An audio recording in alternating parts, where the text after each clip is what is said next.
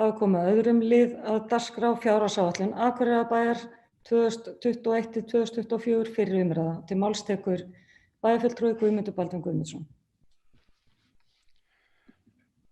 Forseti, ágætu bæjarfulltrúar. Frumvarp að fjárhagsáætlun Akureyrarbæjar fyrir árið 2021 er nú lagt fram til fyrri umræðu í bæjarstjórn. Áætlunin var lögð fram í bæjarráði 27. nóvember og vísað til fyrri umræðu í bæjarstjórn samkvæmt 3. málsgrein 62. greinar sveitarstjórnarlaga. Gert er ráð fyrir að síðari umræða og endanleg afgreiðsla fjárhagsáætlunar verði hér í bæjarstjórn þann 15. desember. Samkvæmt áðurnefndu sveitarstjórnarlögum skal leggja fram fjárhagsáætlun fyrir sveitarstjórn eigi síðar en 1. nóvember ár hvert og skal afgreiða hana með 2 umræðum og afgreiða ekki síðar en 15. desember. Í ljósi aðstæðna í veirufaraldri veitti ráðuneyti heimild til að víkja frá þessum tímatakmörkum þannig að heimild var að leggja áætlunina fyrir sveitarstjórn til fyrri umræðu í síðasta lagi 1. desember og til loka afgreiðslu 31. desember. Við erum þannig að uppfylla þessi skilyrði sem voru sett og erum að taka fyrir umræðina hér 1. desember en gerum ráð fyrir því að vera með seinni umræðina 15. desember eins og lög kveða á um. Samhliða fjárhagsáætlun 2021 er lögð fram 3 ára áætlun fyrir árið 2022-2024 og er hún með breyttu sniði frá því sem áður var en nú er 3 ára áætlun byggð á gefnum forsendum svo sem áætlun þróun útsvars, þróun launakostnaðar og áætlaðra breytinga á rekstri en ekki á föstu verðlagi eins og gert hefur verið til þessa. Vænti ég þess að þessi breytta aðferð muni festa sig í sessi og nýtast betur til ákvörðunartöku í framtíð. Ég mun líkt og í ræðu minni hér í bæjarstjórn undanfarin ár þylja upp helstu tölur og staðreyndir en vissulega er þetta ólíkt umhverfi sem við búum við í dag. Í stað þess að standa í ræðustóli í bæjarstjórn þá situr maður heima við skjáinn og þrátt fyrir við séum flest orðin hagvön þessi verklagi þá óneitanlega saknar maður þess að vera ekki á sama stað og þið hin og taka þessa umræðu sem ég til eina mikilvægustu umræðu bæjarstjórnar ár hvert. Á síðustu árum hef ég ekki brugðið upp slæðum í fyrri umræðu fjárhagsáætlunar heldur gert það við seinni umræðu. En mun nú í dag gera bragarbót á því og bregða upp slæðum.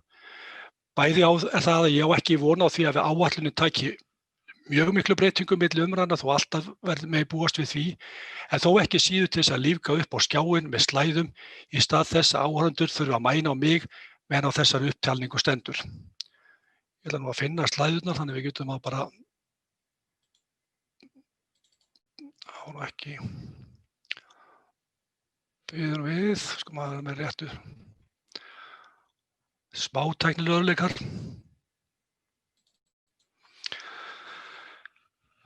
Þetta var að komið upp. Fjárhagsáætlun Akureyrarbæjar fyrir árið 2021 tekur til rekstur aðalsjóðs og 11 fyrirtækja, stofnana og sjóða í eigu hans, en sú breyting hefur orðið frá fyrra ári að Hlíðarfjall telst nú til B-hluta fyrirtækis sem í samræmi við það sem boðað var í umræðu fjárhagsáætlun síðasta árs. Tilgangur þess var meðal annars að auðvelda möguleika á útvistun og aðkomu annarra aðila að þeim rekstri. Þá liggur fyrir að ríkið hefur skuldbundið sig til að yfirtaka rekstur öldrunarheimila Akureyrar frá með næstu áramótum, þannig ekki er lengur gert ráð fyrir rekstri öldrunarheimilanna meðal B-hluta fyrirtækja. Ég mun hér á eftir fara yfir rekstraráætlun fyrir A- og B-hluta og helstu tölur og A-hluta og svo málaflokka yfirlit samstæðureiknings. Að lokum mun ég bregða hér framkvæmda yfirlit til Akureyrarbæjar 2021 til 2024.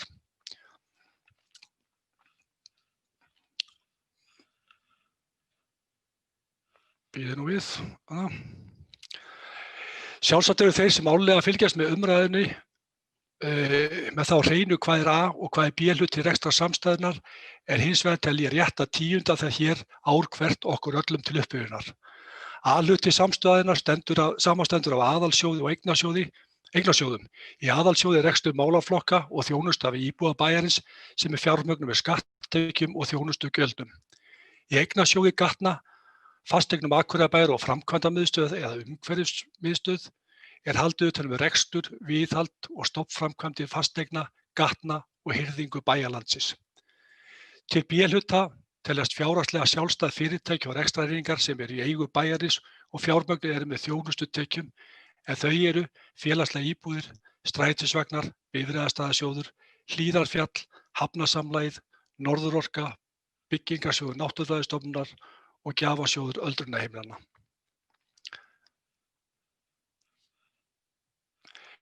En aðeins að forsendu fjárhagsáætlunar. Útsvarsprósentan verður áfram 14,52% árinu 2021 eins og undanfarin ár, en þetta er hámarks útsvarsprósenta sem sveitarfélögum heimilt að leggja á íbúa sína. Meginþorri sveitarfélaga í landinu, eða 55 af 72 sveitarfélögum á yfirstandandi ári, leggur á hámarksútsvar og líklegt má telja að það verður ekki mikil breyting þar á nema að það að sveitarfélögum hefur fækkað. Mikið hefur verið rætt tekjuskiptingu ríkis og sveitarfélaga, en svo fram hefur komið þá eru tekjumöguleikar sveitarfélaga takmarkaðir og því eðlilegt að mínu mati að hámarksútsvar sé nýtt á meðan sveitarfélög í landinu eru almennt ekki í sjálfbærum rekstri. Gert er ráð fyrir að fasteignaskattur sem hlutfall af fasteignamati íbúðarhúsnæðis verði óbreyttur eða 0,33%. Við gerum ráð fyrir því að sorphirðugjöld hækki 3,5%, vatnsveitugjöld hækki 2,5% og þá er gert ráð fyrir því áætlun Norðurorku að hækka fráveitugjöld 11%, sem umfram þau 2,5% sem stefnt var í tengslu við lífskjarasamninginn. Hækkun fráveitu er nauðsynleg vegna þeirra fráveituframkvæmda sem staðið hafa yfir á liðnum árum og sér fyrir endan á. En með þeim höfum við tekið stórt skref í umhverfismálum og þau vandamál sem uppkomu með reglulegu millibili saurgerlamengun á pollinum ættu nú að heyra sögunni til. Til þess að slá að gagnrýni á þessar hækkanir þá er rétt að upplýsa að fasteignagjöld, þar að segja þau gjöld sem hér hafa verið talin upp á framan og í bæjarbúa þekkjum og greiðum með jöfnum 8 greiðsludögum ár hvert, hækka samtals að jafnaði 2,2 til 2,7% sem í góðu samræmi við ákvæði áðurnefnds lífskjarasamnings. Eins og alltaf þá þarf að samþykkja útsvarsprósentu og fasteignaskatt sérstaklega sem á alla gjaldskrár, en það verður gert samhliða seinni umræðu fjárhagsáætlun. Í áætlunni er svo gert ráð fyrir 2,7% verðbólgu á árinu 2021. Ágætu bæjarfulltrúar, sú fjárhagsáætlun sem hér er lögð fram til umræðu er á margt frábrugðin þeim áætlunum sem hér hafa verið lagðar fram undanfarin ár og sennilega hefur aldrei verið lögð fram áætlun sem þessi. Áhrif COVID hafa í ár litað allan rekstur, tekjur hafa verið mun lægri en áætlanir gerðu ráð fyrir og samkvæmt útgönguspá áætlun yfirstandandi árs eru tekjur áætlaðir 1 milljarður króna lægri en upphaflega áætlanir gerðu ráð fyrir. Á sama tíma erum við að sjá aukin launakostnað vegna kjarasamninga, auk þess sem bæjarstjórn hefur gripið til margvíslegra ráðstafana til að bregðast við áhrifum faraldursins með það að markmiði að brúa dýpstu kreppuna þannig að samfélagið allt geti blásið til sóknar samhliða því að faraldrinum slotar. Áætlanir eða útkomuspá í yfirstandandi árs gera ráð fyrir 2 milljarða króna tapi á yfirstandandi ári og má jafnvel búast við að sú tala eigi eftir að hækka enn frekar þegar búið er að reikna út áfalla lífeyrisskuldbindingar sem klárlega munu hækka verulega vegna þeirra hækkana sem orðið hafa á launum í kjölfar lífskjarasamninga. Ef við erum ekki búin að bíta úr nálinni með þennan veirufjanda og áætlun ársins 2021 gerir ráð fyrir að gripið sé til tiltölulega mildra aðgerða og reynt verður að verja störf eins og kostur er. Hagstæð skuldastaða sveitarfélagsins verður nýtt og ekki verður dregið úr framkvæmdum sem fjármagnaðar verða með lántökum. Já, fjárhagsáætlun okkar á þessu sinni er fordæmalaus og aldrei áður hefur verið gert ráð fyrir viðlíka rekstrarhalla en áætlað er að hann verði 1 milljarður króna hjá samstæðunni. En snúum okkur að tölum. Í rekstrarreikningi samstæðunnar A og B hluta er gert ráð fyrir að tekjur verði 24,7 milljarðar króna en rekstrargjöld fyrir utan fjármagnsliði verði ríflega 22 milljarðar. Niðurstaða fyrir afskriftir og fjármagnsliði er því jákvæð ríflega 2,6 milljarða.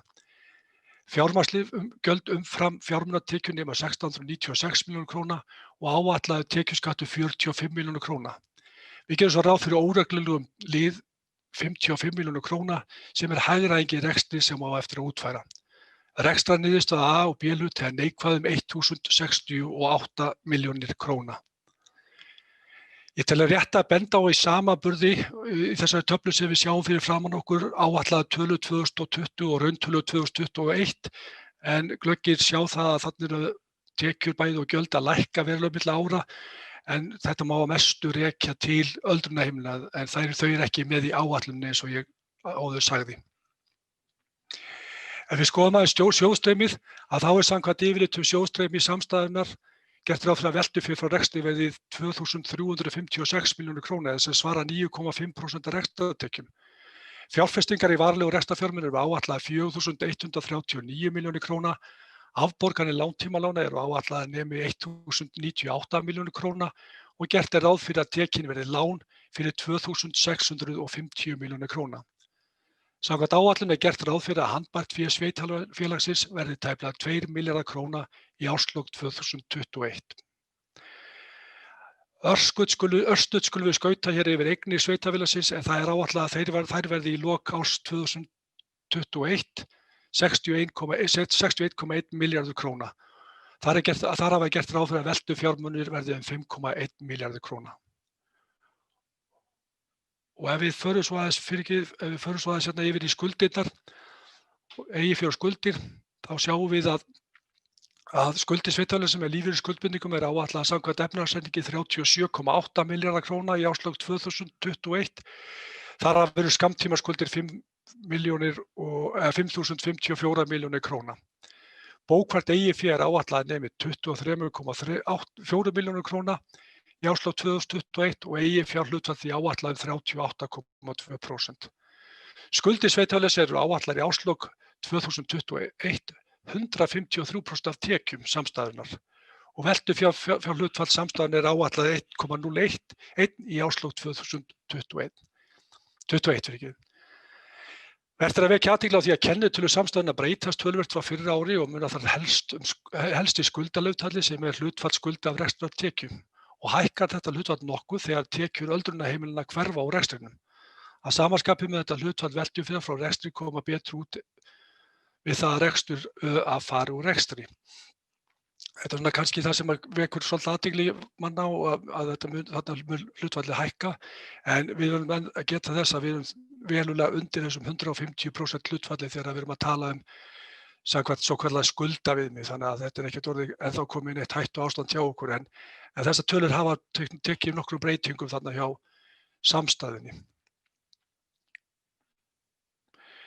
En ef við förum og skoðum aðeins A-hluta þá gert ráð fyrir að tekjur A-hluta sveitarfélagsins verði 20,4 milljarðar króna, útsvarstekjur áætlaðar 11.040 milljónir króna sem svipuð krónutala og gert var ráð fyrir í upphaflegri fjárhagsáætlun fyrir árið 2020.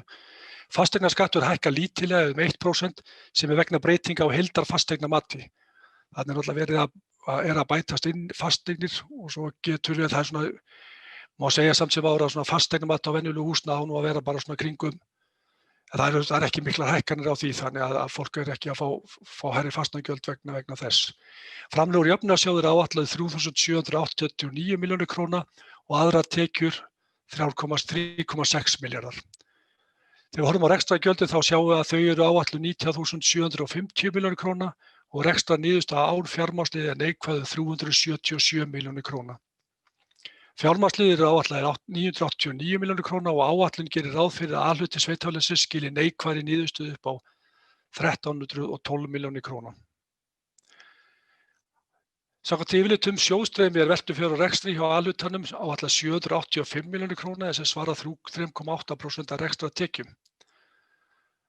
Ef við förum svo yfir í málaflokka yfirlitið, þannig erum við náttúrulega komin með töluvert stórt og mikið plagg og kannski erfitt að nákvæmlega að rýna þessar tölur allar saman, en ég ætla nú að reyna samt að fara yfir þetta. Að tekjur aðalsjóðs eru áætlaðar 22,5 milljarðar á árinu 2021. Tekjurnar skiptast þannig að skatttekjur eru áætlaðar 13,4 milljarðar, framlag jöfnunarsjóðs 3.789 milljónir og aðrar tekjur 5.272 milljónir króna. Laun og launagjöld í aðalsjóði eru áætlaðar 12.885 milljónir króna og lífeyrisskuldbinding 600 milljónir. Annar rekstrarkostnaður áætlaðar 11.350 milljónir króna. Þá er gert ráð fyrir að fjármunatekjur umfram fjármagnsgjöld verði 217 milljónir króna og rekstrarniðurstaða aðalsjóðs þannig áætluð neikvæð 2.103 milljónir króna. Ef við skoðum einstaka málaflokka, kannski aðeins bara að renna í þessar tölur sem þarna eru, þá sjáum við að gert ráð fyrir 4,6 milljörðum nettó til félagsþjónustu. Það eru 8,4 milljarðar til fræðslu og uppeldismála, 931 milljón er ætluð til menningarmála og tæpum 2,4 milljörðum er varið til æskulýðs- og íþróttamála.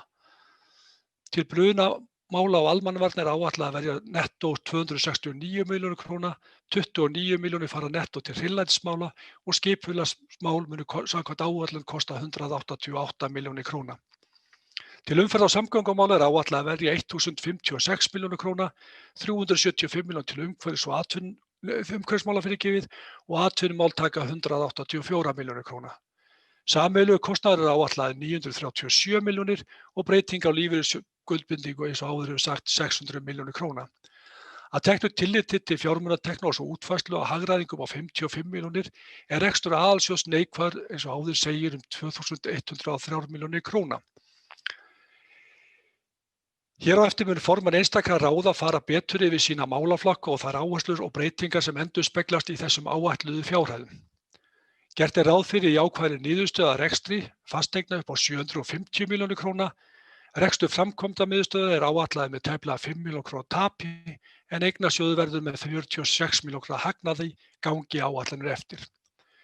B-hlutafyrirtæki samstæðunnar hafa misjöfn áhrif á rekstur af samstæðunnar en flest fyrirtækin eru áætluð með lítilsháttar tap. Hins vegar er gert ráð fyrir að hagnaði hjá Norðurorku inn í reksturinn og hann verði 363 milljónir króna. Stóra breytingin á rekstri B-hlutafyrirtækja frá fyrri árum er sú að nú er ekki gert ráð fyrir neinum hagnaði af rekstri Hafnasamlagsins og öðruvísi mér áður brá. Ef förum aðeins í framkvæmdar.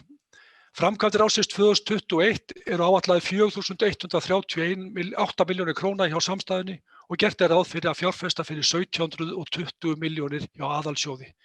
Og ef við horfum aðeins á þetta þá eru þarna tæplega 1300 milljónir sem við erum að gera ráð fyrir í fræðslu og uppeldismálum. Þar erum við að sjá náttúrulega stórar tölur bæði það að við erum að klára Glerárskóla upp á 620 milljónir, auk þess að við erum að ráðast í og klára A-álmu hjá Lundarskóla og munum líka byrja á B-álmunni á árinu 2021. Að öðru framkvæmdum þarna helstum má sjá að við erum að gera ráð fyrir því að á næsta ári að fara í 145 milljóna króna framkvæmd við Nökkvas þjónustuhús. Þar erum við að klára þá framkvæmd sem hófst núna í haust og svo eru aðrar upphæðir svona lægri. En ef við aðeins horfum á áætlun til lengri tíma þar að næstu 30 ára sem við munum kannski ræða betur á næsta fundi þegar við förum aðeins betur yfir 30 ára áætlun og forsendur þar, að þá sjáum við að við erum að fjárfesta fyrir töluverða fjármuni í fræðslu og uppeldismálum. Þetta eru á 5 ára tímabili fyrir tæpa 3 milljarða. Við erum að fjárfesta fyrir 875 milljónum í íþróttamálum eins og þetta er lagt upp með þarna og svo erum við að gera ráð fyrir að sameiginlegur kostnaður fjárfestingu upp á 1350 milljónir en þar erum við að ræða stóra framkvæmdir í ráðhúsbyggingu. Ef við skoðum aðeins síðan þetta hjá bara umhverfismiðstöðinni þá erum við að gera ráð fyrir 67 milljóna króna fjárfestingu árið 2021 í vél og tækjum og eignasjóður Gatna er með nettó 540 milljónir. Við sjáum þarna að gatnagerðargjöldin er að aukast, við erum að gera ráð fyrir 200 milljónum á þessu ári. Við höfum gegnum tíðina verið að reikna með 180 milljónum en á næstu árum þar á eftir erum við konið í 220 milljónir. Og þetta harmonerar svolítið við það að við erum að gera tillögur það að hækka gatnagerðargjöld úr 5% í 7,5% af fjölbýlishúsum. Ef við horfum aðeins á fjárfestingu í B-hlutafyrirtækjum þá þær áætlaðar 812 milljónir króna. Þar munar mestu framkvæmdir Norðurorku en framkvæmdir á vegum Norðurorku á árinu 2021 eru áætlaðar 1119 milljónir króna tæpar. Í Hafnasamlaginu er gert ráð fyrir að fjárfesta fyrir 107 milljónir og gert er ráð fyrir 150 milljónir króna til félagslegra íbúða. Þar erum við að tala líka það er 100 milljónir til íbúða og 50 milljónir sem við gerum ráð fyrir stofnframlög. Í Bifreiðastæðasjóði er gert ráð fyrir að fjárfesta meðal annars vegna gjaldtökubúnaðar upp á 43 milljónir og nýr strætisvagn og breytingar og leiðakerfi eru áætlaðir 70 milljónir króna. Þá er gert ráð fyrir 323 milljónir króna vegna kaupa á lyftu í Hlíðarfjalli en hún ætti að fást afhent í byrjun næsta árs tilbúin til notkunar.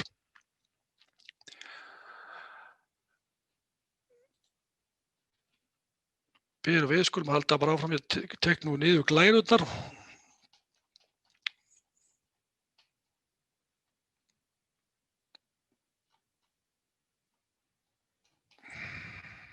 Augnablik, smá tæknilegur örðuleikar hérna hjá mér.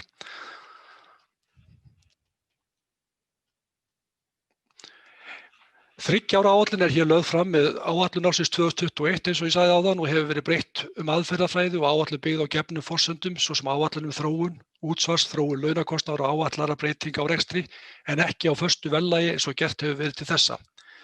Þessi breyting í samræmi við það sem ég kynnti í umræðu fjárhagsáætlun á síðasta ári og mun koma til með að nýtast okkur betur við alla vinnu við áætlunargerð á komandi árum. Það ekki venjan að tíunda sérstaklega tölu næstu ára umfram komandi ár. En sá munur er á að fjárhagsáætlun næsta árs bindandi þegar bæjarstjórn hefur samþykkt hana eftir 2 umferðir hér í bæjarstjórn, en hins vegar þriggja áætlun þar fyrst og fremst stefnumótun rekstur og framkvæmdir á þeim árum. Ég reikna þó með að við munum ræða hana betur við seinni umræðu og líka þá bara framtíðar áform okkar, en eins og kom fram hér í upphafi máls míns að þá erum við náttúrulega að gera ráð fyrir því að ná sjálfbærum rekstri á 5 árum og það skiptir miklu máli hvernig við sjáum fyrir okkur næstu 3 árin hér á eftir og við munum taka svona sérstaka umræðu það á næsta fundi. Góðir bæjarfulltrúar, nú á haustmánuði var myndaður nýr meirihluti í bæjarstjórn með þátttöku allra bæjarfulltrúa. Framtíðarsýn nýs meirihluta til næstu 5 ára felst í að rekstur Akureyrarbæjar verði sjálfbær, að sveitarfélagið verði þekkt fyrir framúrskarandi skóla, lífsgæði og góða þjónustu með áherslu á stafrænar lausnir og íbúðasamráð. Einnig að samkeppnishæfni sveitarfélagsins leiði til fjölgunar bæjarbúa og aukinna atvinnutækifæra. Þá bæjarstjórn sammála að standa sérstaka vörð viðkvæmustu hópa samfélagsins og setja hagsmuni barna og ungmenna í forgang. Ég tel að sú fjárhagsáætlun sem hér lögð fram sé byggð á þessum markmiðum og framtíðarsýn og framtíðarsýn. En þrátt fyrir að markmið okkar séu sjálfbærni og að nauðsynlegt sé að horfa til umbóta og hagræðingarrekstri, þá þótti rétt í ljósi aðstæðna í fyrstu að grípa til tiltölulega mildra aðgerða og verja störf eins og kostur er. Markmiðið er að brúa dýpstu kreppuna þannig að samfélagið allt geti blásið til sóknar samhliða því sem faraldrinum slotar. Hagstæð skuldastöðu sveitarfélagsins verður nýtt og ekki verður dregið úr framkvæmdum sem fjármagnaðar verða með lántöku. Fjárhagsáætlun ársins 2021 unnið með töluvert breyttu sniði frá fyrra ári. Lagt var fram nýtt verklag vegna vinnu við fjárhagsáætlun og hlutverk og aðkoma að fjárhagsáætlun var bæði breytt og skýrð betur. Þetta var gert með það að leiðarljósi að einfalda vinnu og auka skilvirkni á gögnum til fjársýslusviðs. Ég tel að margt hafi þetta tekist nokkuð vel og verði gerð úttekt á því hvernig til hefur tekist og þá gerða tillögur að breytingum ef þurfa þykir áður en við leggjum upp í vegferð með fjárhagsáætlunarvinnu fyrir árið 2022. Góðir bæjarfulltrúar, í umræðu fjárhagsáætlun finnst manni að maður sé alltaf hjakk í sama farinu og lítið ávinnist og því hollt að horfa öxl og sjá hvaða markmið hafa verið sett í fjárhagsáætlun fyrri ára og komið fram í þeim umræðum. Á síðasta ári ræddum við það markmið að koma 12 mánaða börnum í leikskóla, uppbyggingu íþróttamannvirkja, menntastefnu, aukna þjónustu við fatlaða, deiliskipulag og uppbyggingu miðbæjarsvæðis, endurskoðun á leiðakerfi strætisvagna og íbúalýðræðisverkefni svo dæmi séu nefnd. Allt þetta verkefni sem við höfum og erum að sjá raungerast. Eins og fram hefur komið áður þá eitt af okkar meginmarkmiðum að standa vörð um viðkvæmustu hópa samfélagsins og það erum við að gera með þessari áætlun. Nokkur umræða hefur verið á samfélagsmiðlum í kjölfar fréttatilkynningar okkar með fjárhagsáætlun þar sem rætt hefur verið að hluti af rekstrarhalla megi rekja til málaflokks fatlaðra eða 500 milljónir króna. Þessi framsetning fyrst og fremst til að vekja athygli stjórnvalda á þeirri stöðu sem við erum í og mikilvægt að samtal sem þegar hafið milli ríkis og sveitarfélaga fjármögnun þessa málaflokks skili árangri, sem aftur leiðir til umræðu tekjuskiptingu ríkis og sveitarfélaga almennt. Það alveg frálegt að halda því fram að við séum að draga úr kostnaði þessum málaflokki. Þvert á móti erum við að bæta í og bæjarfulltrúi Heimir, formaður velferðarráðs, mun væntanlega fjalla betur það hér á eftir. Forseti ágætu bæjarfulltrúar, það komið að lokum þessar tölum minnar en hér á eftir munu formenn einstaka ráða fara yfir sín svið og ræða breytingar og áherslur. Í lokin vil ég þakka bæjarstjóra, bæjarfulltrúum, nefndarfólki öllu gott samstarf við gerð fjárhagsáætlunar og ennfremur vil ég sérstaklega þakka Dan Brynjarssyni sviðsstjóra fjársýslusviðs og Kristínu Baldvinsdóttur verkefnastjóra sem og sviðsstjóra öllum fyrir þeirra vinnu við gerð áætlunar. Svona í lokin rétt að geta þess að næstkomandi þriðjudag 8. desember munum við verða með rafrænan íbúafund þar sem sagt verður frá stærstu verkefnum komandi árs og bæjarbúum gefst færi á að spyrja spurninga. Nánar má lesa það á heimasíðu bæjarins. Læt ég lokið máli mínu og þakka gott hljóð. Það bæjarfulltrúi Guðmundur Baldvin Guðmundsson lokið máli sínu og orðið laust.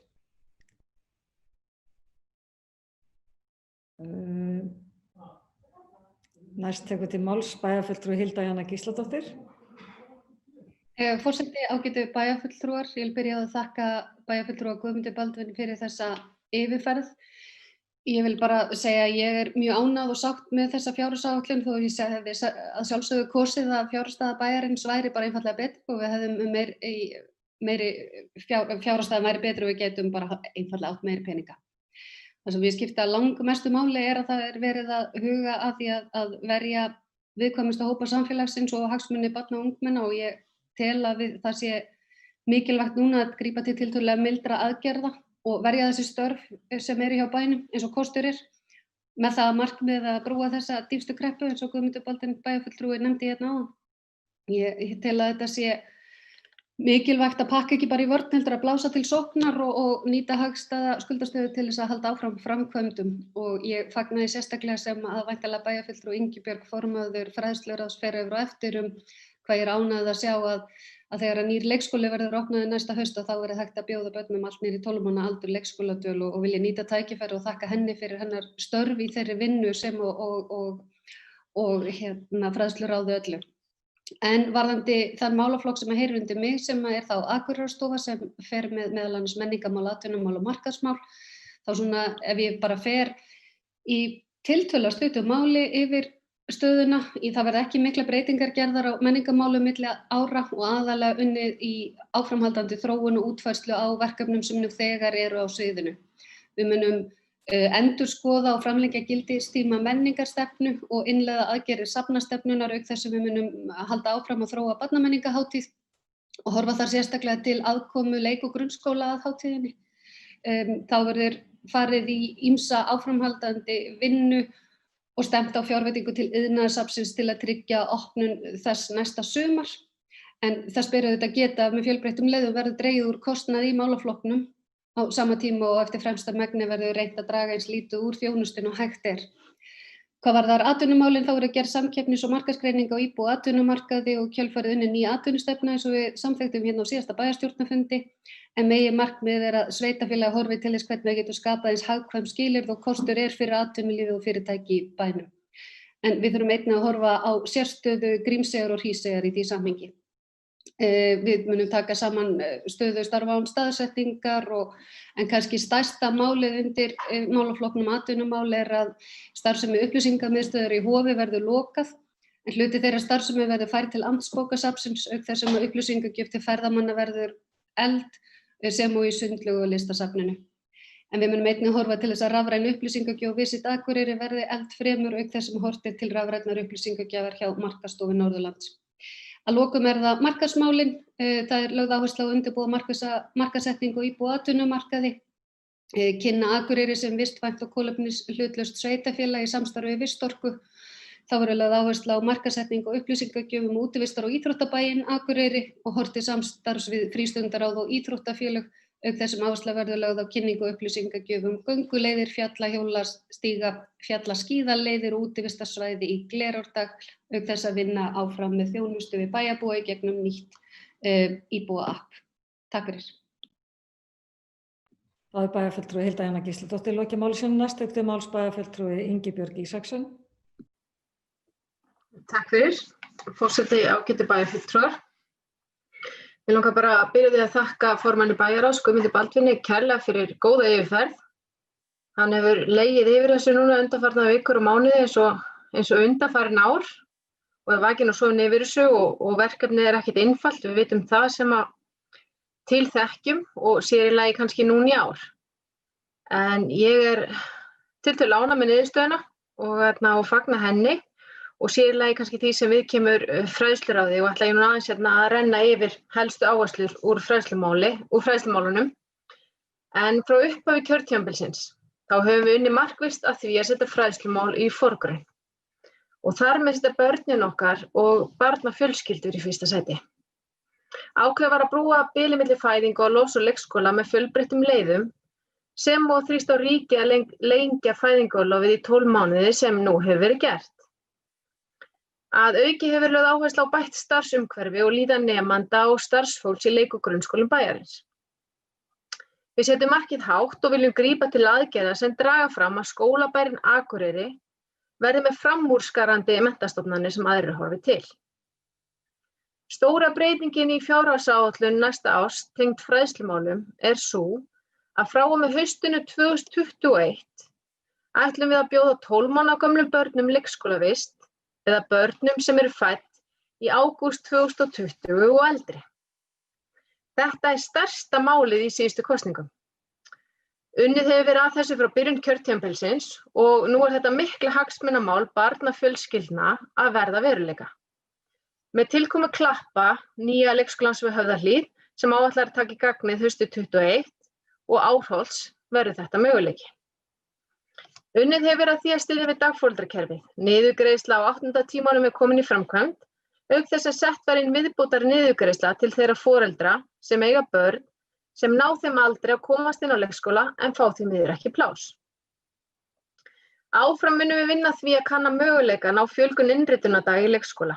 Það að innrita 12 mánaða börn oftar yfir árið en ekki einungis á hausti eins og verið hefur og vonandi skapast tækifæri til þess í nánustu framtíð.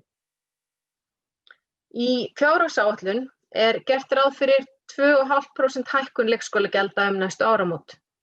En gert ráð fyrir að leikskólagjöld, það kostnaðarhlutdeild foreldra, standi undir 15,2% af brúttókostnaði leikskólana. Væri viðmiðið sett við 17% eins og það hefur verið, þyrfti að hækka leikskólagjöldin 14,5% í stað þess að 2,5%. Barnahópurinn sem að innritar sumar 2021 og fæddur á tímabilinu júní 2019 til ágúst 2020 mun greiða hærra gjald fyrsta ár barnsins í leikskóla eða 10% álag á dvalargjaldi.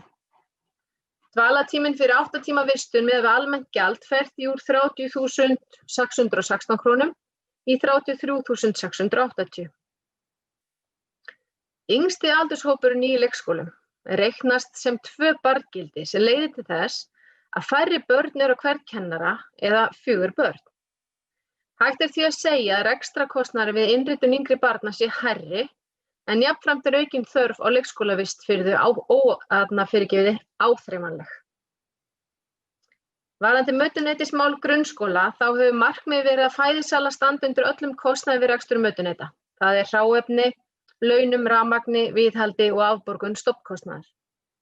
Árið 2019 var lítils háttar halli á rekstri mötuneytanna en helstu breytingar á rekstrarumhverfinu áætlað að launakostnaður hefur hækkað mikið eða allt að 25%. Ákveðið hefur verið núna að fæðisgjald í grunnskólum fyrir árið 2021 standi aðeins undir hráefnis- og launakostnaði, en ekki öðrum kostnaði. Samkvæmt þessu því lögð til 7% hækkun í fjárhagsáætlun í stað 2,5%. Kæru bæjarfulltrúar, við höfum snúið vörn í sókn í málefnum barnafjölskyldna hér á Akureyri. Frá og með næsta hausti munum við bjóða börnum sem eru fædd í ágúst 2020 og eldri leikskólavist. Búið að setja inn styrki til styrktar dagforeldrakerfinu og ný menntastefna hefur litið dagsins ljós, þar sem áhersla lögð á jöfn tækifæri allra barna með tiltrú og áherslu á farsæld með gæðastarf í forgrunni. Áfram munum við fylgja eftir aðgerðaáætlun menntastefnunnar, meðal annars með innleiðingu gæðaviðmiða í leik- og grunnskólastarfi, með stuðningi og ráðgjöf til stjórnenda og kennara, ásamt því að endurskoðuð verða sérúrræði í skólum bæjarins.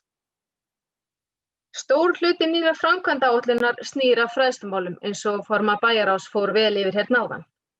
Unnið verður áfram að framkvæmdum í Lundarskóla, nýr leikskóli Klappir verður tekinn í notkun, auk þess sem unnið verður á hönnun lóðar Oddeyrarskóla, en áætlað að framkvæmdir við lóðina hefjist árið 2022. Aldrei hafa verið jafn miklar framkvæmdir á mannvirkjum í leik- og grunnskólum Akureyrarbæjar og sjaldan eða aldrei hefur verið jafn mikill kraftur í skólastarfi bæjarins þrátt fyrir óvenjulegar aðstæður. Fyrir það ber að þakka og ég full tilhlökkunar að takast á við áframhaldandi verkefni. Takk fyrir.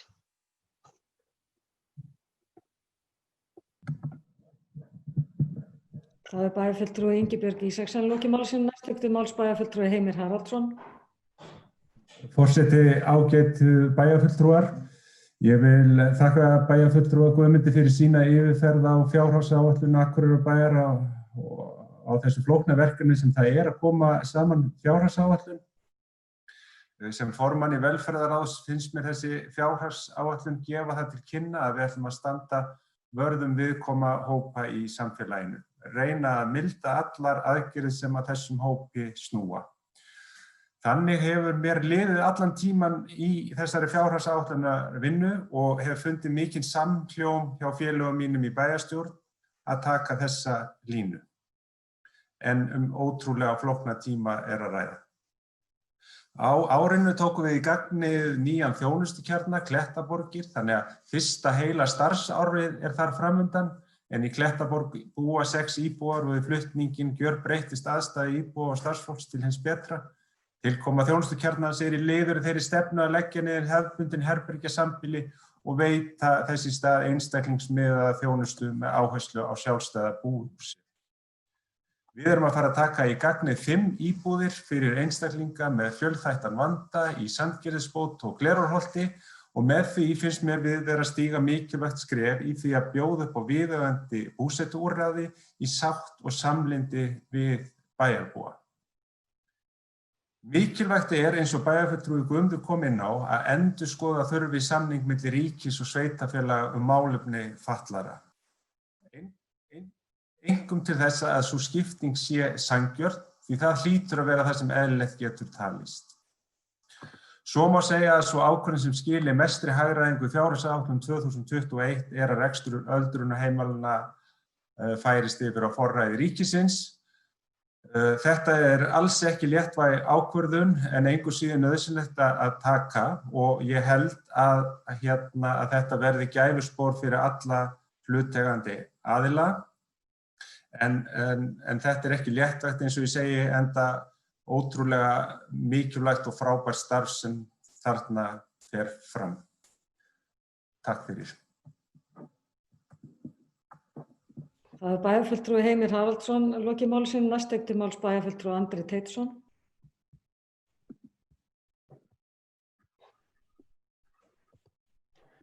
Forseti, ágætu bæjarfulltrúar.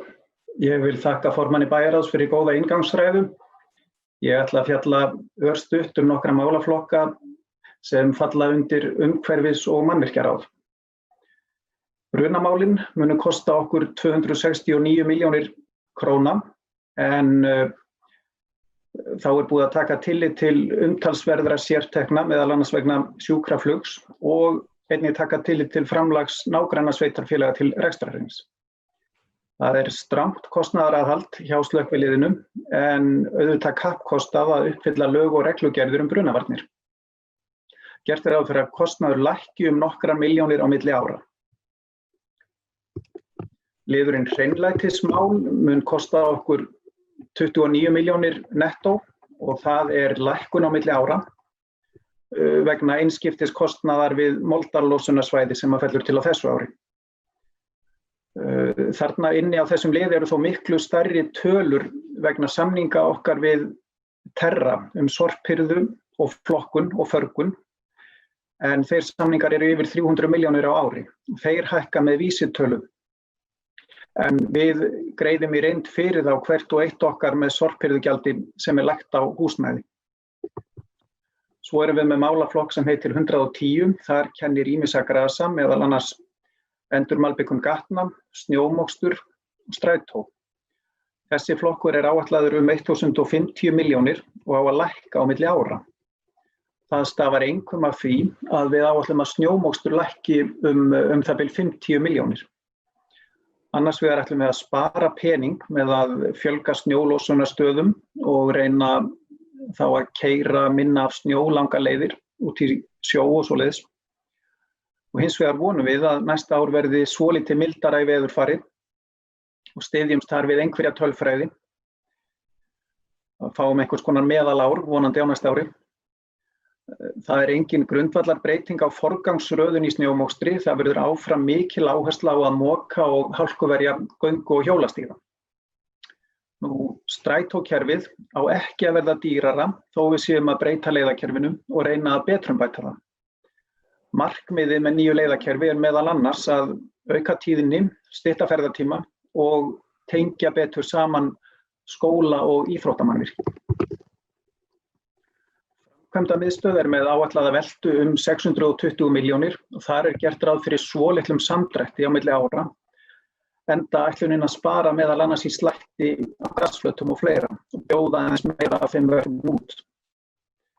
Þá það liðurinn umhverfismál sem við áætlum að kosti 375 milljónir á næsta ári, sem væri þá lækkun 10 milljónir á milli ára.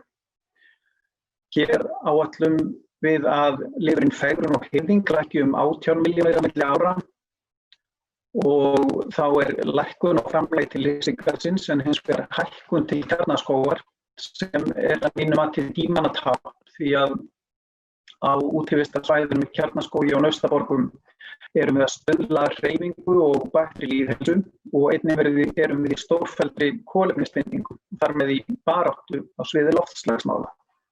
Takk fyrir. Það bæjarfulltrúi Andri Teitsson lokið máli sínu. Næst tekur til máls bæjarfulltrúi Eva Hrund Einarsdóttir.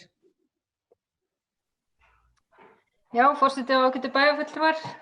Ég vil líkt og aðrir byrja á því að þakka bæjarfulltrúa Guðmundi Baldvin fyrir yfirferðina en líka þeim formönnum sem á undan mér hafa komið fyrir að fara vel yfir sína málaflokka. Ég held að það sé bara mjög gott og við ættum kannski bara að gera það að hefð hér eftir að það sé gert. Því að ég held að það sé meira upplýsandi fyrir bæjarbúa. En heilt yfir ég bara nokkuð sátt með fjárhagsáætlunina og okkar samstarf hefur bara verið mjög gott. Auðvitað hefur við þurft að gera ýmsar málamiðlanir og mér finnst það bara hafa gengið nokkuð vel. Við erum að verja viðkvæmustu hópana og börnin, það sem við lögðum upp með og eftir að hafa farið yfir okkar samstarfsáttmála þá höfum við verið að fylgja honum í meginlínum sem að mér finnst vel. Auðvitað hefði maður kannski vilja vera komin aðeins lengra í hagræðingar aðgerðum og útfæra einstaka þætti, að útfærsla einstaka þátta væri komin lengra á veg heldur en komið núna en ég sé bara fyrir mér að næstu mánuðir og næsta ár liggi bara undir í því. En markmiðið jú að gera reksturinn sjálfbæran og maður kemur vist bara vissu magni í skófluna í einu og margir þættir krefjast þess að við tökum upplýstari ákvörðunum og söfnum gögnum áður en við göngum lengra.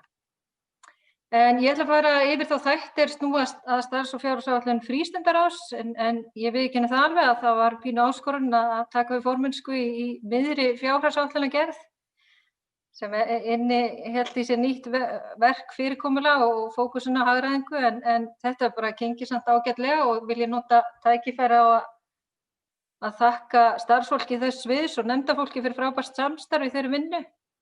Ég vil þá sérstaklega þakka Kristni Reymarssoni sviðsstjóra því að hann hefur ekki tekið ófáa fundi með mér eða ófá símtól og tölvupóstana fengið.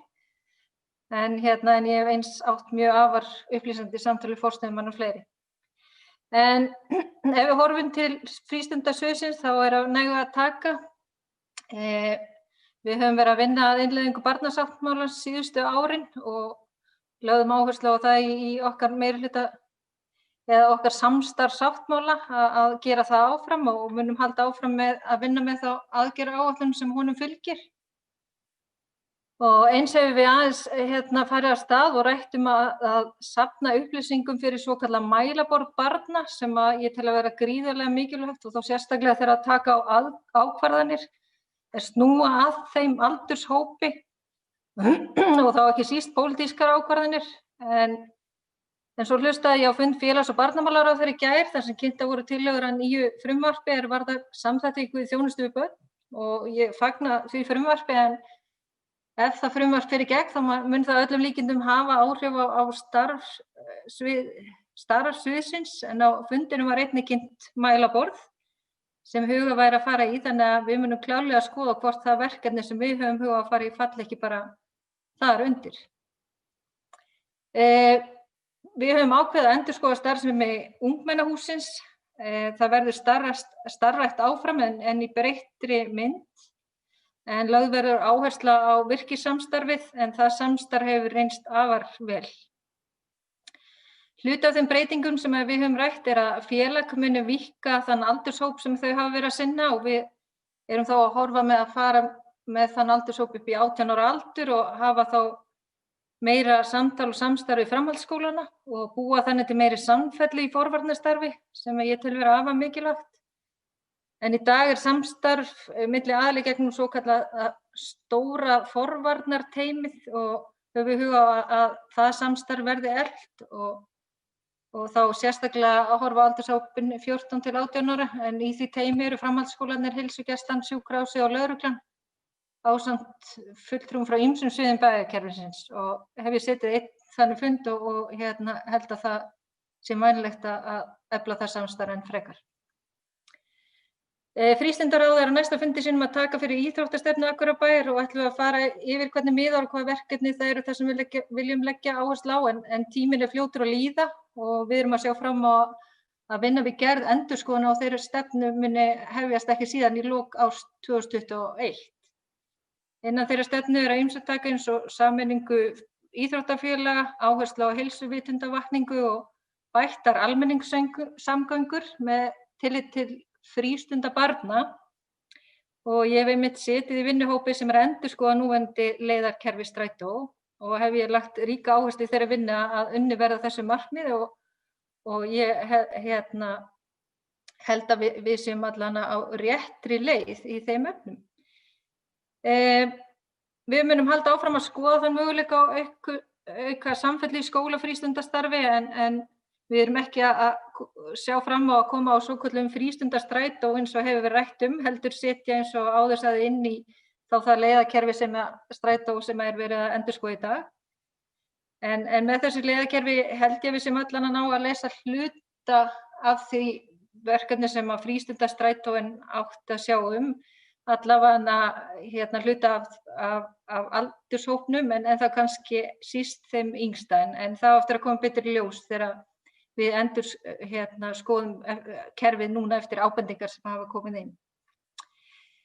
Það sem að nefndin hefur áhyggjur af akkurat núna hvaða áhrif COVID að hafa á brottfall barna úr tómstundum og þá oft barna sem við viljum síst að sé að detta út úr skipulögðu frístundastarfi.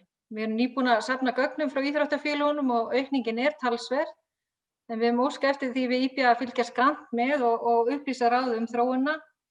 Auðvitað erum við að vonast til þess að auka frístundastyrkunum sem ríkið setti fram á dögunum til tekjulágra heimila koma að góðum notum og muni sporna við þessari þróun en tíminn einn leiðir það í ljós og við þurfum þá að meta til hvaða ráða þá hugsanlega hægt að grípa. Við höfum farið í og munum skoða frekari hagræðingaraðgerðir varðandi íþróttamiðstöðvar, bæði búið að skoða vaktafyrirkomulag, eins erum við að skoða hvort hægt sé að hagræða með samnýtingu starfsmanna á milli mannvirkja og erum að horfa líka til að endurskoða hugsanlega opnunartíma. Eins munum við skoða frysta hluta af þeim samningum sem að frístundasviðið með á sínum snærum. Ákveðið hefur verið að draga úr starfsemi punktsins en samt sem áður að standa vörð viðkvæmustu hópana. Útfærslan í vinnslu og verða breytingar ekki gerðar fyrr en mitt næsta ár. Því við viljum vanda til verks og taka samtalið. Stefnt að meiri samþættingu í félagsstarfi eldri borgara og hugur á að jafna þjónustu á milli hverfa. Eins höfum við hug á að horfa til heilsueflandi aðgerða fyrir eldri borgara með því að kanna samstarf við íþróttafélögin. En þá hugsanlega með nýtingu okkar mannvirkja í huga. Ekki langt síðan ný mannréttindastefna var samþykkt og verður áfram unnið að aðgerðum tilgreindum í stefnunni.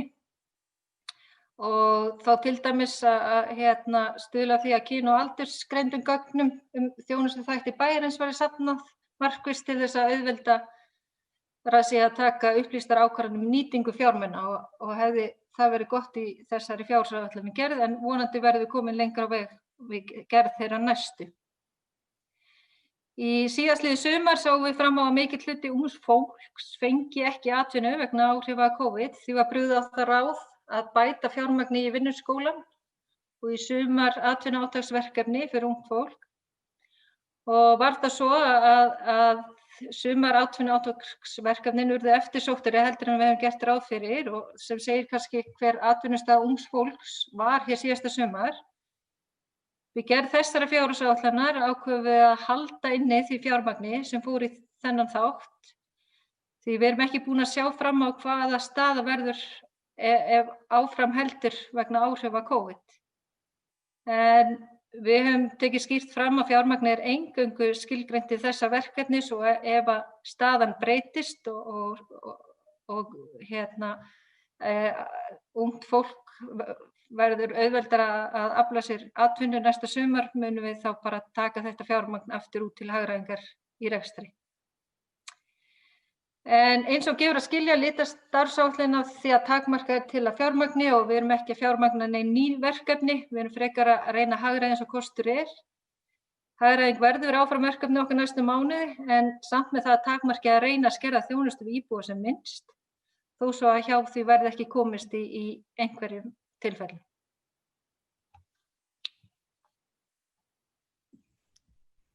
Þá hefur bæjarfulltrúi Eva Hrund Einarsdóttir lokið máli sínu. Orðið er laust. Næst tekur til máls bæjarfulltrúi Þórhallur Jónsson. Forseti, ágætu bæjarfulltrúar. Ég vil líkt og aðrir byrja að þakka Guðmundi Baldvini fyrir hans yfirferð á þessum og öðrum sem hafa farið í sína málaflokka.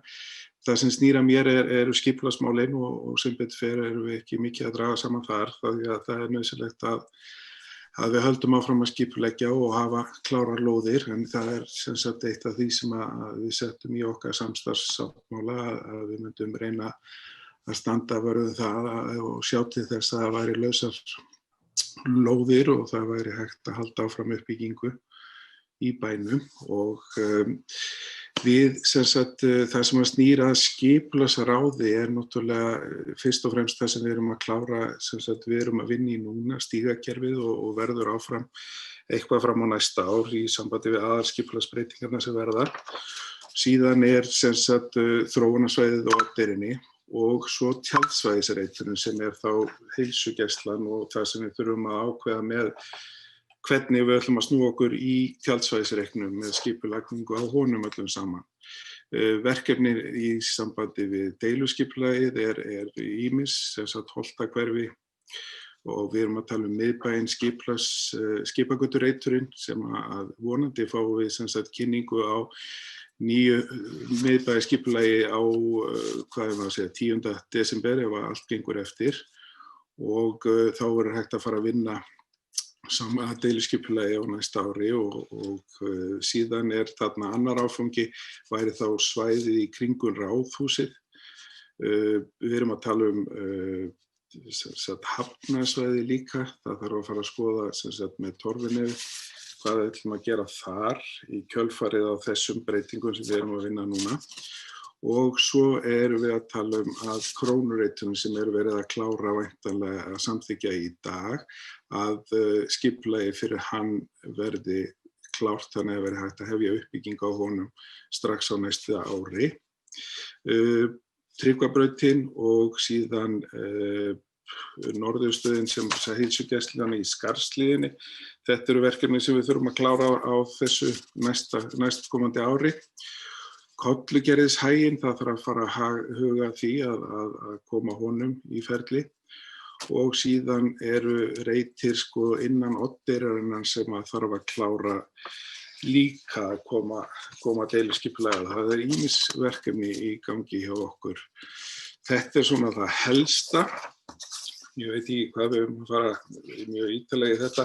Breytingarnar á fjármunum á milli ára ekki miklar, en þó er sem sagt aðeins dregið úr launakostnaði sem er hið besta mál, og þar með held ég að séu svona komin þessi helstu áherslumál, okkar í skipulagsmálum fyrir næsta ár. Þá bæjarfulltrúi Þórhallur Jónsson lokið máli sínu. Næst tekur til máls bæjarfulltrúi Sóley Björk Stefánsdóttir. Já, forseti, ágætu bæjarfulltrúar, ég vil nú bara svona rétt taka til máls fjárhagsáætlunina. Ég vil nú byrja á því að þakka fyrir þessa góðu og upplýsandi umræðu, bæði hjá formanni bæjarráðs sem að er alltaf gott að hafa glærur og eins þessa umræðu frá formönnum ráða sem mér finnst bara gera þessa umræðu svona innihaldsríkari og meira upplýsandi. Ég nú svo sem ekki einmitt formaður neins ráðs en nú formaður stjórnar Vistorku og get svona sagt það að þar planið fyrir næsta ár að efla starfsemina og bæta við starfsmanni án þess þó að auka fjárframlög frá Akureyrarbæ, heldur verður reynt að sækja annað og leita annarra leiða til þess að fá einn annan starfsmann svo við getum fylgt eftir af krafti innleiðingu loftslags og umhverfisstefnu Akureyrarbæjar meðal annars. Þannig að það eru spennandi tíma framundan og við vonum að við náum að standa okkur við það sem við viljum gera, sem við höfum í sáttmálanum okkar að vera áfram í forystu í umhverfismálum. En svona almennt fjárhagsáætlunina þá vil ég bara segja að ég mjög ánægð með þessa fjárhagsáætlun, ég mjög ánægð með að fara þessa leið, þessa mildu hagræðingarleið á meðan við sjáum svona til hvort það rofar ekki til hjá okkur á næstu mánuðum og ekki bara okkur innan bæjarkerfisins, heldur bara samfélaginu almennt. En ég tek undir það sem að sumir aðrir hafa komið inn á og það eru stærri verkefni framundan í hagræðingu. Við verðum og okkar verkefni eru þetta fyrst og fremst að ná bænum á rekstri bæjarins á rétt kjöl eftir þessa þróun sem hefur orðið í kjarasamningum sem hefur kostað Akureyrarbæ gríðarlega mikið en það launakostnaður mjög hátt hlutfall af útgjöldunum þannig að þessar, og ég ætla bara að segja þessar ánægjulegu launahækkanir bara verkefni sem við þurfum að takast á við og þurfum að bretta upp ermar og við þurfum að einhenda okkur í það svona meiri krafti, má segja strax í upphafi næsta árs og ég alveg hlakka bara í raun og veru til þess, það auðvitað mikil áskorun en ég held að séu mikil tækifæri til þess að bara skoða hlutina og svona átt okkur á því hvað skiptir miklu máli og hvað skiptir minna máli og hvernig þetta að gera hlutina betur og þetta svona tækifæri til þróunar og það nú bara þannig að í svona áskorunum felast oft tækifæri til þróunar og ég held við ættum að öll að bara fagna því spennandi verkefni að reyna að horfa, má segja, út fyrir kassan til þess að finna það góða sem að getur leitt af sér í svona áskorunum eins og við stöndum frammi fyrir. Þannig að, en ég vildi bara segja að ég raun og veru mjög sátt við þetta þó að þetta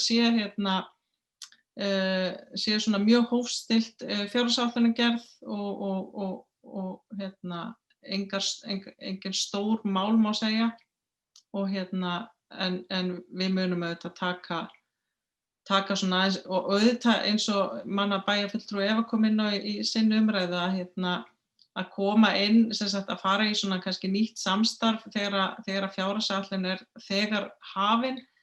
Það leiðir auðvitað af því að það ekki og það eru að mínum að ekki góð vinnubrögð að henda sér á stað í handahlaupum í einhverja breytingar sem ekki búið að skoða mjög grundigt þannig og ég held að okkar samstarf sem ég mjög ánægð með hingað til og hef miklar áframvæntingar sem felst meðal annars í því að við erum komið fleiri hendur á dekk eins og sagt stundum og getum skoðað málin dýpra og betur og afla betri gagna og velt upp fleiri möguleikum. Þannig að ég hlakka bara í raun og veru til þess verkefnis. Takk fyrir. Það bæjarfulltrúi Sóley Björk Stefánsdóttir lokið máli sínu. Næst tekur til máls bæjarfulltrúi Gunnar Gíslason. Forseti, ágætu bæjarfulltrúar. Það nú með frekar blendnar tilfinningar að baki þess að skila fjárhagsáætlun með milljarð í halla. Og það getur aldrei verið ánægju efni í sjálfu sér að gera svo. Hins vegar kannski það ánægjulega í þessu að við erum þó í þeirri stöðu að kannski hafa efni á því í mjög stuttan tíma að gera þetta með þessum hætti. En það þýðir líka það að við þurfum að bregðast mjög hart við. En ætlum að gera það í skrefum. Og það aldrei einfalt þegar að horti til þess að launavísitala sveitarfélaga hefur hækkað 9% hins vegar á almennu vinnumarkaði kringu 6% sem þýðir að við erum með í þessari áætlun í kringu 700 milljónir í auknar launagreiðslur á móti 300 milljónum í hækkun og útsvari. Og þegar að þessi þróun á sér stað þá gefur auga leið að það þarf þá að bregðast við með tvennum hætti, það annarkvort að hagræða til að spara fyrir þessu eða þá hitt að við verðum að auka tekjur. Og það eru kannski verkefni sem bíða okkar að það að takast á við það að laga til í rekstrinum eins og hægt er. Erum að gera það hægt og rólega eins og hefur komið fram hjá öllum formunum nefnda sem hér hafa talað og bæjarfulltrúi Guðmundur Baldvin sem fór með nákvæmum hætti hérna yfir áætlunina eins og lítur út. Og það verður að segjast eins og að það búið að nefna hérna alveg fullt af atriðum sem verið að skoða og við munum halda áfram að skoða. En ég vil bara ítreka það að við verðum og erum að horfa einnig á það hvernig við aukum tekjur. Það bara lykilatriði í þessu líka. Það verður að vera eitthvað jafnvægis. Og mér langar til að nefna það tvennt í viðbót. Það aðeins borið á umræðu eins og bæjarfulltrúi Guðmundur Baldvin kom inn á með málefni fatlaðra. Að þar halli orðið á sveitarfélagið 500 milljónir. Það ekki verið að leggja það til að draga úr þjónustu við fatlaða. Það hefur enginn talað um það og það stendur ekki til. Það hins vegar orðið alvarlegt mál að málefni fatlaðra að fjárframlögin í gegnum jöfnunarsjóð dugi ekki fyrir þeir rekstri sem liggur fyrir. Það var samið þegar málflokkurinn fór yfir til sveitarfélaganna 2011. Og ef þetta þróun sem fer að síga frekar ógæfu hliðina eins og hefur gerst með öldrunarheimilin, þá eru sveitarfélögin bara í alvarlegum vanda. Vegna þess að sveitarfélögin hafa ekki sama svigrúm til að auka og hækka tekjur sínar í svo ríkið. Þannig að það bara stórt verkefni framöndan og við þurfum að ná jöfnuði þarna. Og þegar við skoðum þessa tvo þætti þá erum við komið með ákveðna skýringu þarna á þó nokkrum hluta þessum halla sem við erum að standa frammi fyrir. Og svo bara rétt að því að það var minnst á það og ég geri ráð fyrir að menn hafi einhverju tekið eftir því að það var minnst á það að það ætti að fara í verulega framkvæmdir við Ráðhúsið. Og þá vil ég bara taka það fram að það verið að fara í framkvæmdir við Ráðhúsið til þess að koma allri stjórnsýslu fyrir þar. Og það til að uppfylla eitt af þeim markmiði sem við höfum stefnt og það að fækka fermetrum. Og við gerum ráð fyrir því að með þessari framkvæmd að það náum við að spara alltaf 150 milljón krónur í rekstrakostnaði á ári þegar búið að ná þessi gegn. Þannig að þetta verulega hagkvæm framkvæmd og það bara skiptir okkur miklu máli að fara í slíka framkvæmdi þegar svona stendur á. Ég ætla ekki að hafa þetta lengra að þessu sinni en bara ítreka það að það býður okkar mörg verkefni, við erum búin að koma inn á stað og þetta verður mikil vinna framöndan og ég geri ráð fyrir því okkur takist að skila áætlun á næsta ári sem lítur nokkuð öðruvísi út. Þó ég ætla ekki að lofa neinu. Takk fyrir allsum. Það bæjarfulltrúi Gunnar Gíslason lokið máli sínu næst til máls bæjarfulltrúi Hlynur Jóhannsson. Já, forseti ágætu bæjarfulltrúar. Ég vil aftur aðri þakka öllum fyrir yfirferðina, hún var mjög góð og ég vil sérstaklega þakka bæjarfulltrúa Guðmundi Baldvin fyrir sína yfirferð. Hann hefur nú sjaldan verið svona skýrmæltur í fjárhagsáætlun eins og í ár. Það kom eiginlega akkurat allt fram sem þurfti að koma fram hjá hann. Það var vita fyrir löngu síðan að Akureyrarbær væri ekki sjálfbær og að þyrfti að taka til hendinni. svo þegar þetta COVID skellur á, þá alveg ljóst að bæjarfélagið ber mikla ábyrgð og því var hægt á öllu til þess að vernda viðkvæma hópa hér og ég tel að bæjarfélagið eigi að gera svoleiðis. Og þess vegna lítur þetta nú kannski svona út. En það ljóst að COVID vonandi að taka enda og þá þurfum við að taka til hendinni. Og það sem gleður mig kannski mest í þessu að við skulum hafa tekið ákvörðun að skipta niður á okkur verkum. Þannig að við komumst yfir meira á 9 ári og vonandi mun þetta líta töluvert betur út eftir næsta ár. Ég hef alveg fulla trú á þessum hóp sem hér situr. Og þegar við tökum höndur saman og komumst svona út í lífið, þá held ég að þetta muni allt horfa til betri vegar. Takk fyrir. Það bæjarfulltrúi Hlynur Jóhannsson lokið máli sem ég ætla að biðja varaforseta að taka við stjórn og gefa mér orðið. Bæjarfulltrúi Halla Björk Reynisdóttir tekur til máls. Já, takk fyrir það forseti, ágætu bæjarfulltrúar. Ég vil náttúrulega líkt og aðrir byrja á að þakka formaðinni bæjarráðs Guðmundi Baldvini fyrir afskaplega góða yfirferð og í raun bara öllum formönnum fyrir góða yfirferð hvað varðar sína málaflokka. Og ég ætla svo sem ekki að vera lengi að umræðina mikið, en ég get svo sem tekið undir flest það sem hefur komið fram hjá bæjarfulltrúum í því og kannski svona eins og Hilda Jana bæjarfulltrúi byrjaði að segja, ég myndi gjarnan vilja að við ættum bara hreinlega meiri pening. En staðan þessi og þetta óneitanlega skrítið ástand í samfélaginu og fjárhagsáætlun ber þess svo sannarlega merki. Það var alveg ljóst í upphafi þessa árs, myndi ég segja, fyrir COVID að það voru teikn á lofti að atvinnulífið þyrfti að takast á við þær áskoranir sem launahækkanir hefðu för með sér. Það samdráttarskeið sem kemur núna í kjölfar COVID var að einhverju leyti þá þegar hafið. Fyrirtækin gátu síðan kannski aðeins fresta sínum hagræðingum og þá uppsögnum fram eftir ári með hjálp stjórnvalda og þeirra aðgerðum. En nú þegar líður á áramótum þá sígur í bæði hjá fyrirtækjum sem verst hafa farið út úr þessum faraldri og hjá einstaklingum sem misst hafa vinnuna. Það hefur verið komið inn á það að markmið bæjarstjórnar sé að ná sjálfbærum rekstri á næstu árum og reksturinn var ekki sjálfbær fyrir COVID og það svo sannarlega ekki núna. En mér langar aðeins að þegar ég byrjaði fyrst hérna sem bæjarfulltrúi árið 2010, þá vorum við að taka við og eiga við eftirköst hrunsins. Og viðbrögð stjórnvalda þá voru að draga saman. Það er því að það var í sjálfu sér ekkert annað að gera, hlutfallið var hátt og engin lán í boði. Núna sem betur fer önnur staða. Við búum við þokkalega skuldastöðu og nokkuð gott framboð af góðum lánum.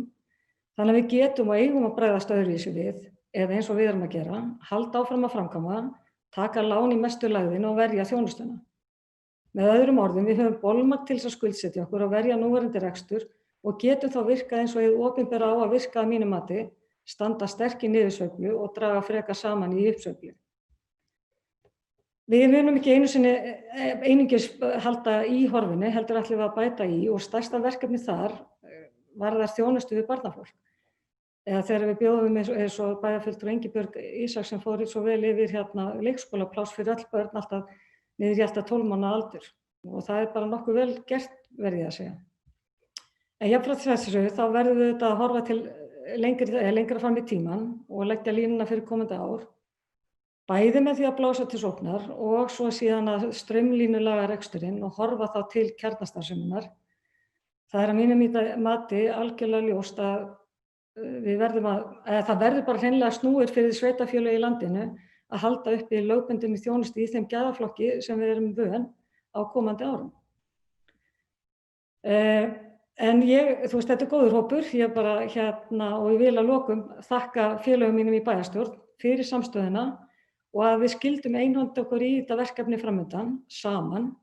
Ég tel að það sé afar mikilvægt því á svona tímum þá það mín skoðun að allir sem vettlingar geta valdið eigi að fara upp á dekk og róa í sömu átt. Og mér finnst við hafa bara sannarlega gert það og ég hlakka til að takast á við verkefnin framundan með ykkur. Bæjarfulltrúi Halla Björk Reynisdóttir hefur lokið máli sínu og færi inn aftur stjórn fundarins. Já, takk fyrir það og orðið laust. Það sem fleiri hafa ekki Næst tekur til máls bæjarfulltrúi Guðmundur Baldvin Guðmundsson. Forseti, ágætu bæjarfulltrúar, ég held ég verði nú að fá að ljúka málinu hérna í dag.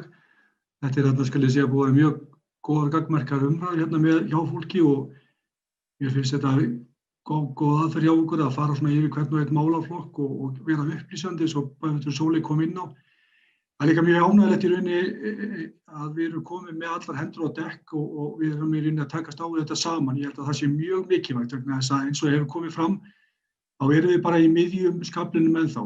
Við erum ennþá að takast á við þetta, eins og ég segi bara aftur, við erum að takast á við þetta veirufjanda, ég bara leyfa mér orða, og þetta bara snúið rekstur hjá sveitarfélögum. Við sjáum það í rauninni á þeim fjárhagsáætlunum sem að birtast þessa dagana að sveitarfélög í erfiðri stöðu, sérstaklega þau sveitarfélög sem að hafa mikla félagslega og velferðarþjónustu á sínum snærum og það kemur berlega í ljós að þau standa kannski erfiðar í þessu og þess vegna mjög mikilvægt að sem eins og komið hefur hér fram að við eigum samræður og það komist botn í þessu samræði milli ríkis og sveitarfélaga hvernig í rauninni fjármagna á málaflokk fatlaðra. Það sístækkandi málaflokkur og mikilvægt að bregðast við og gera vel í honum. Þess vegna svo sem ánægjulegt og ég held að það kannski næstu ára pælingar fyrir bæjarstjórnir, hvernig verður tekist á við það frumvarp sem að barnamálaráðherra er að leggja fram núna, varðandi svona sameiginlega björgunar eða hvað að segja stuðning við þá sem höllum fæti standa til að koma í veg fyrir framtíðarkostnað. Það líka eitt sem að menn verða að skoða hvernig verður fjármagnað en auðvitað munum við ekki skorast undan því að taka þátt í því starfi til þess í rauninni að bæta okkar samfélag og bæta það ekki bara til dags fyrir morgundaginn heldur til langra framtíðar. Það er mikilvægt að við séum opin fyrir því samstarfi. En það hefur svo sem allt komið hérna fram sem við viljum ræða í dag. Þetta náttúrulega fjárhagsáætlun sem við erum að leggja fram til fyrir umræðu. Það hefur þó, ég sagði nú í upphafi máls míns að ég reiknaði nú ekki með miklum breytingum en auðvitað það nú alltaf svoleiðis að þetta lifandi plagg kannski fram að 15. desember og við erum auðvitað að taka umræðu, við erum að vinna að ýmsum málum og bæjarfulltrúi Hlynur benti á hér áðan að við erum búin að skipta svona verkefnum milli okkar bæjarfulltrúa og erum að skoða ýmsa hluti og það liður í því í rauninni að taka þessa vinnu áfram vegna þess að við erum ekki búin þó með þessari fjárhagsáætlun. Við erum að horfa til lengri framtíðar og strax á næsta árið þurfum við að bretta upp ermar og vonandi verður verkefnið auðveldara með bjartari tímum og bóluefni. Máli mínu lokið, takk fyrir. Ég þakka jafnframt góðar umræður þarna í dag og kannski bara, ég vil ljúka því að það sýnir bara hversu öflugur hópur þessi bæjarstjórn þegar við tökum höndum saman og við munum að mínum að ná þeim árangri sem við stefnum að. Takk. Það bæjarfulltrúi Guðmundur Baldvin Guðmundsson lokið máli sínu orðið laust. Sem fleiri hafa ekki hvatt sér hljóðs, þá vil ég segja þessari umræðu fjárhagsáætlun lokið.